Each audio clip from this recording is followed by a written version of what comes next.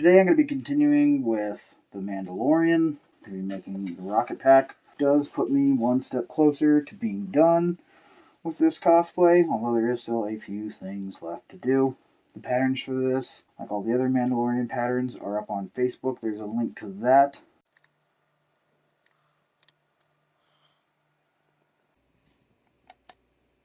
And without me rambling anymore, let's go ahead and just get right into the video. The base of this jetpack is going to be a tube that's going to go in the center, and then we're going to build, well, I'm going to build out from there. And the first two pattern pieces you have labeled 1 and 2, you're going to cut straight but then angle the inside. The tube I'm using is just a random cardboard tube, partially just because it's so light, but it's still thick and really durable. Yeah, measuring it out, it's 3.5 inches from its widest point to its widest point. If you want to get a piece of PVC to replace that, you can. As far as where I got this, I was at a restaurant and they had these big rolls of paper that have a hole to go on a spindle, so you can just pull the paper off it and they coated the tables. And whenever they were throwing it away, I'd asked the owner if I could have it, and he said no, and looked at me like I was crazy, which I think is totally understandable. So one of the servers saw me out there in the recycle bin pulling it out. This is like 2 years ago. Asked me what I was doing, so I took out my phone and I showed him all of the different stuff that I make. At that point, I didn't even have a YouTube channel, and he said, come back in a couple weeks, and when I did, he had like 8 of these rolls for me. Anyways, what I did was glue these one on top of the other, and you want to line them up on the outside. That's so you have a straight, even surface to glue them to, okay? And pushing these both up tight, you see I have that gap there. Now, if you happen to be using a tube that's a little bit bigger or a little bit smaller, as long as there's not too much overlap, whenever you butt them up together like this, you could always just trim off the excess, because it will either be a little bigger here or a little bigger here, depending upon whether your pipe happens to be a little bigger or a little smaller. Glue these together. What I'm using is contact cement. If you've never done projects like this, it's pretty important. And how it works is you brush some on both surfaces, and then you wait 15 minutes for the two of them to dry separately, and then you go ahead and stick them together. But when you do, there's not really any room for adjustment. So I'm going to go ahead and apply my contact cement.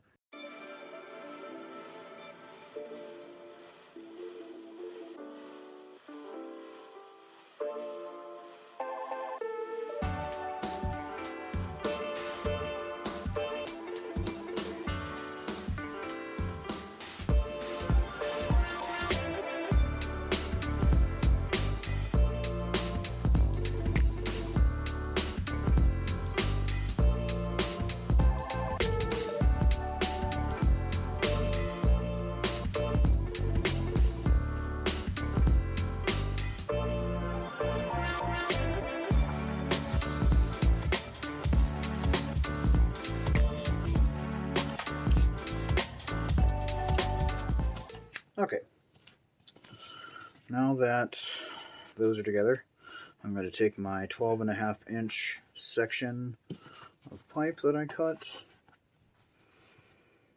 and make sure all this is going to be snug and aligned.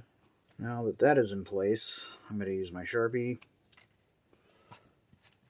to mark on here on either side where I need to put my contact cement. If you're using PVC, probably not going to be able to contact cement this to PVC. You probably have to super glue it. You probably have to sand your PVC and rough it up first. Alright, I have attached both sides. And once I did that, I took hot glue and just put a bead along both sides and also along on the bottom to make sure that it's nice and secure and doesn't come off and doesn't come loose or anything else. I did take a heat gun and heat these. Got them nice and hot and put a curve into it. I took a couple of paper towel tubes that were similar in size, but one was just a little bit smaller, so I shoved one inside the other. I don't really know if that was necessary, but I did it, so I'm going to point it out. And then each of these tubes I cut to 10 inches long, and then I covered them with some foam. I did not use 6mm foam like I used for those two wing pieces. I used 5mm craft foam. It's lower density. You can see there's just a lot of pores and stuff in it, but it's really easy to curve and shape, and it made it much simpler to just cover this tube here up. I cut a piece that was the length, and then I cut some off each end. The bottom I overlapped slightly, and I pulled it tight so it kind of tapers in on both pieces. I don't really think that's necessary. In fact, if you wanted to save time or make it more simple, you could probably just wrap it and then just cut along it with an xacto knife and heat it, and it would open up and probably just give you the same effect. And next, we're going to attach these to the outside of the wings. However, before I do that, I need to glue on my number 3 pieces, which go on the outside of the wings. Okay, the number 3 pieces will get glued on the side here.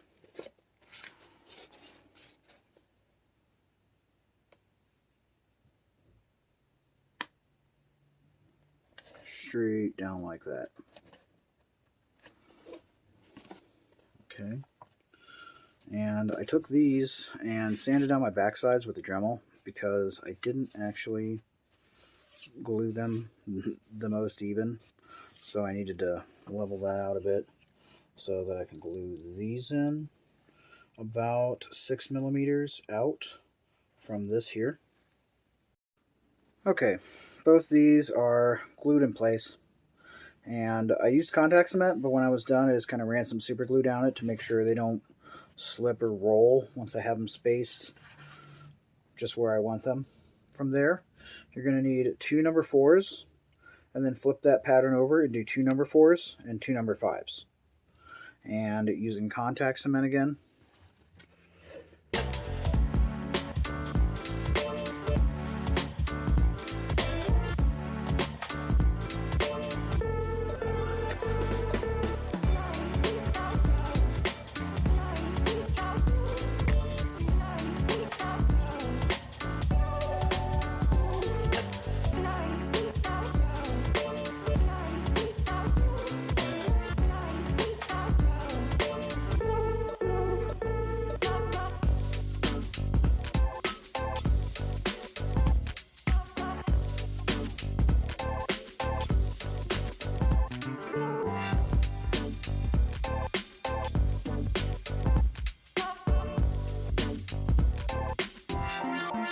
so you may have noticed the patterns are marked with inward angle cuts on certain pieces.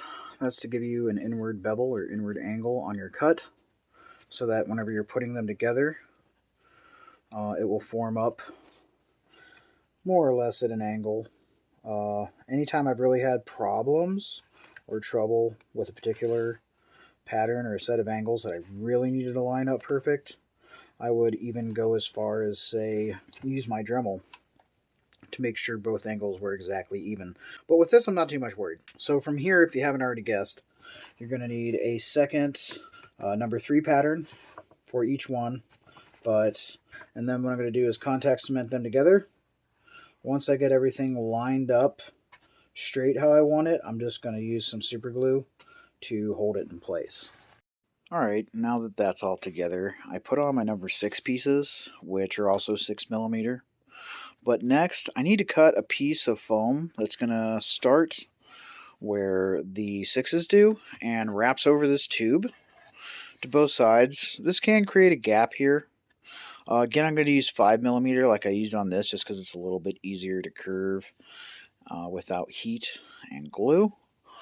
But since I already put on my 6s, it leaves a little bit of a gap. So I did cut in 6mm and measured it, the space here at the bottom to get the bottom tabs. And next I'm going to contact cement this on. Next, I've put on my number 7 and number 8 pieces. Those are both 6mm as well.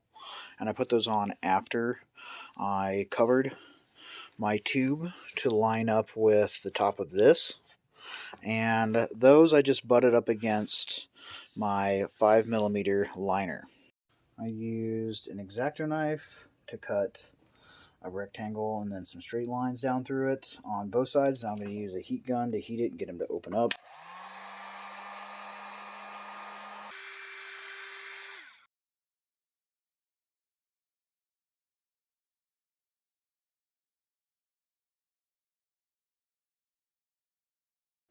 Okay, next I took some of the same 5mm foam that I used to cover these tubes, and I cut it 1.25 inches wide, and I ran it from one side to the other until I figured out how long I needed it, and then I trimmed it. Then I took my X-Acto knife and put some cuts in it. After that, I glued it on, and then I glued a 1/2 inch wide strip of 2mm over top of that, which gives it kind of a layered technical machinery look, at least I hope. But I'm going to use my heat gun to heat this and open these up a bit. Okay, next you're going to need the main center accent and its side pieces and contact cement on the side.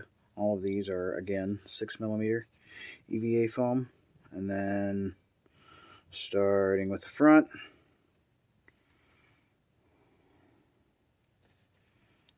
just go ahead and line these up.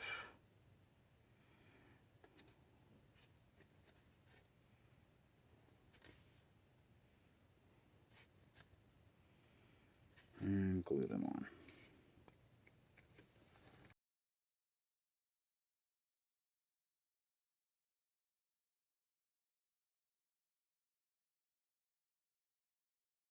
Okay, now that this is all together here, this is meant to line up on the center here and be glued like that. Alright, next is going to be the small end caps, and I've already put one on here, and the piece looks kind of like a C, and you want to join it together with contact cement to close it into a ring, and that should leave it kind of domed up like this. If it's not, you can always take some heat and dome it if you don't like how it looks. But then contact cement around the edge and contact cement on the top here, and apply my ring.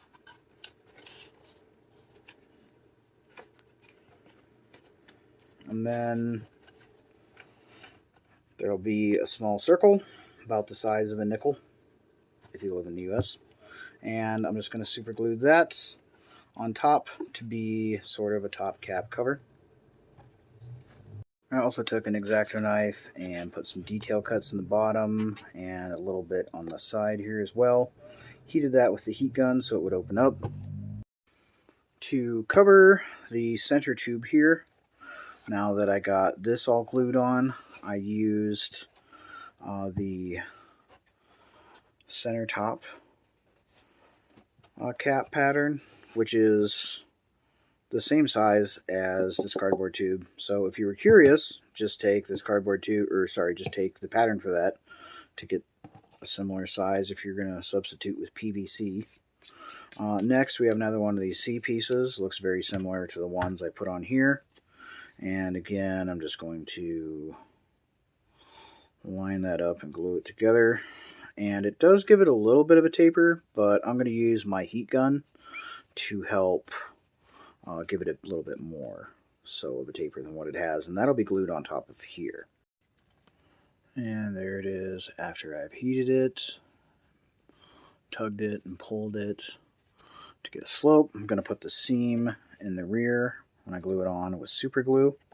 Also, this as well, I didn't contact cement it, I super glued it and then put some super glue around the outside edges. Also went around and kind of sealed around all the stuff I've already contact cemented. I haven't done these seams yet because I'm waiting until after I sand them, but I'm going to do a similar thing with that. And after this, I'll put on the circular cap for this, which will be 6mm, not 2mm, like I did this one. Okay, I put on the smaller center cap, 6mm, and I used the same pattern for this, the smaller C, made another one of these, which this actually came out looking a lot nicer than that one did, but what are you going to do? And I'm going to glue that on, same as before, and I already did heat it, and use my thumbs to push it up as much as possible. And I'm going to try to line that seam up with the other seam, and again, I have a 2mm piece that I cut out the circle that is going to go on top of that. Okay, so this is as much construction I feel like I can do, where at this point now I need to stop and get my Dremel and start sanding. I want to even out some of the seams and areas where I sanded everything together, and I also want to round and get these a bit more together and evened up, especially these two that are probably the saddest out of all the ones I had to make. Almost makes me want to remake that area, but I'm just going to keep forging ahead. And the other thing I need to do is take my Dremel cutting wheel, and I've already measured and drawn a line in where I need to cut, and I did include this with everything else as a pattern. If it's level, you can just use this as a guide to cut, because this is actually flat on the back, it looks like, but it scallops up in the front, which is going to make gluing in the individual tab pieces a little more tricky.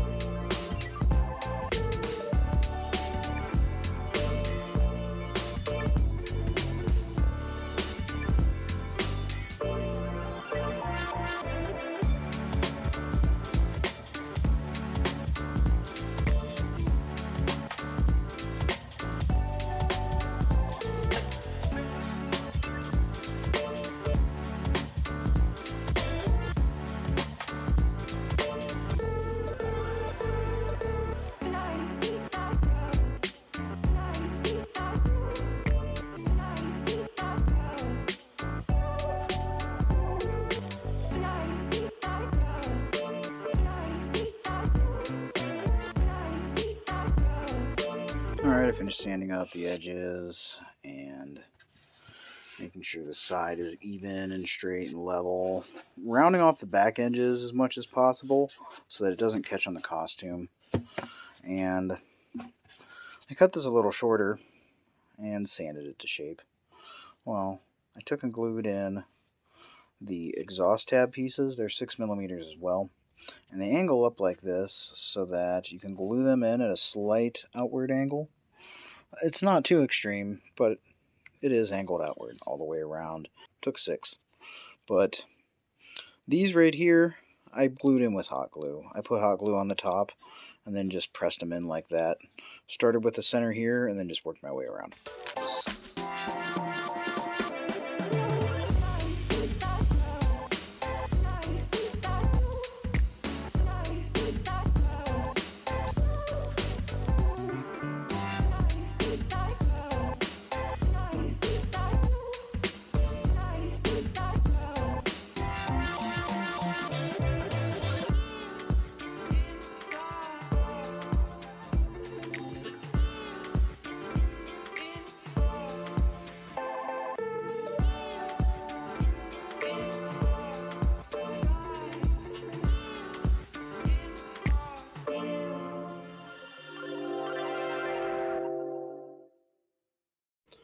I took the paintbrush handle off of one of those cheapo sponge brushes that the plastic always breaks through the sponge as soon as you try to use it, and cut it to 3 inches. Put a couple of lines across this as straight as I could with my Dremel, not having a lathe, and then just kind of shaped down the center here and rounded off the top and sanded that by hand. And this is going to get glued to the left side of the large center tube on the top of all those initial pieces that I glued together.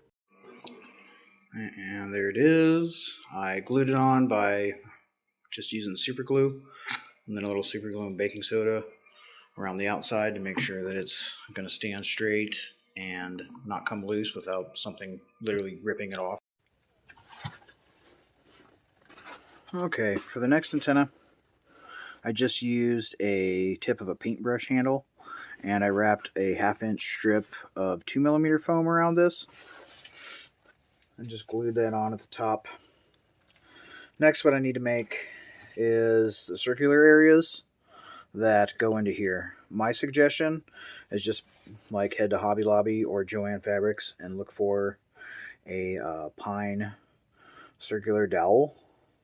I don't mean like a dowel rod, but just an actual rounded ball. You can usually find those at places like that. I ended up just making something round, and I used this lacrosse ball, and I cut out a circle of 6mm foam, the same size as it, and I got it really, really hot. Hot enough that I could stretch and mold and make it round like this. This here itself is way too heavy and also a bit too big. I wanted something a bit smaller, more like that size. Now, I still have to go through and sand this. After I got my round pieces, the problem was from the stretching and pulling and getting it round to this, they were all misshapen at that point and not quite round. So I then had to get them all the same size round. That's why there's no real patterns for this. So I'm going to go ahead and put this one together the same as I did the other one by contact cementing a 1/2 inch strip around this and then joining both sides together. After I do that, I'm going to run some super glue around the edges and then sand all these round with a Dremel.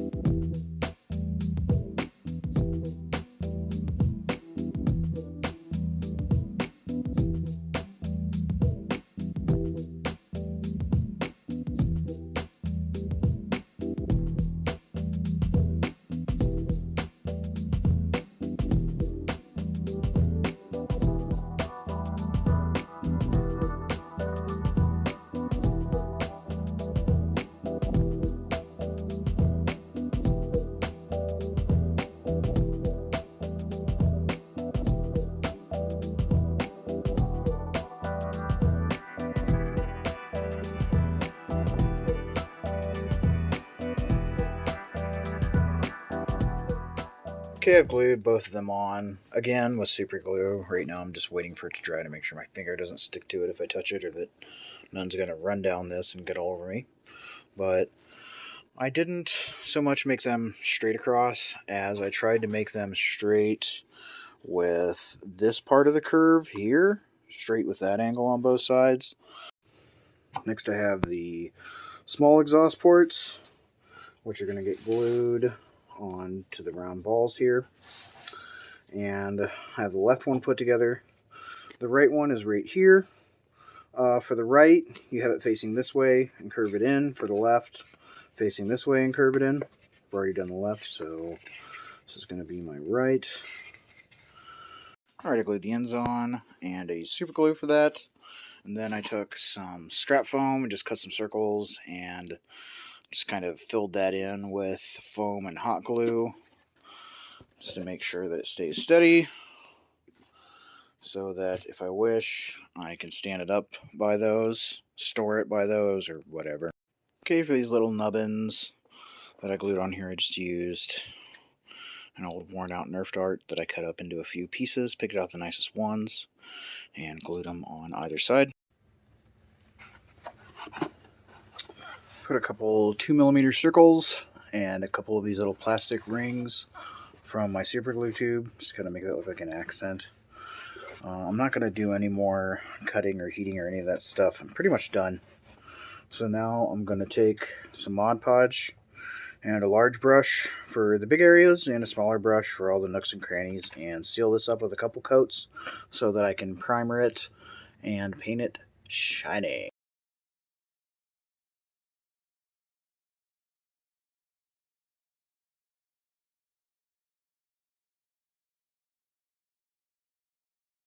Alright, I did 3 coats of Mod Podge on this by hand, which is kind of a nightmare, but I didn't want to use a spray sealant that would possibly gunk up into all my line work.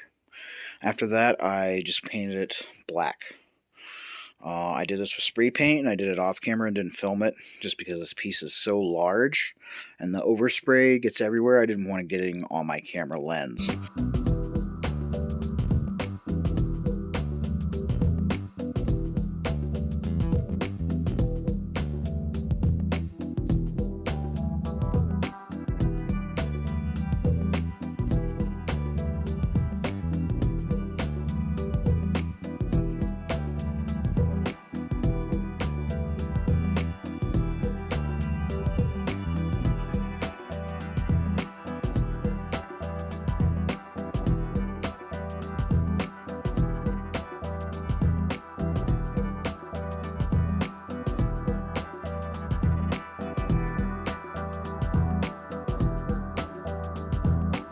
Alright, I just missed over metallic silver.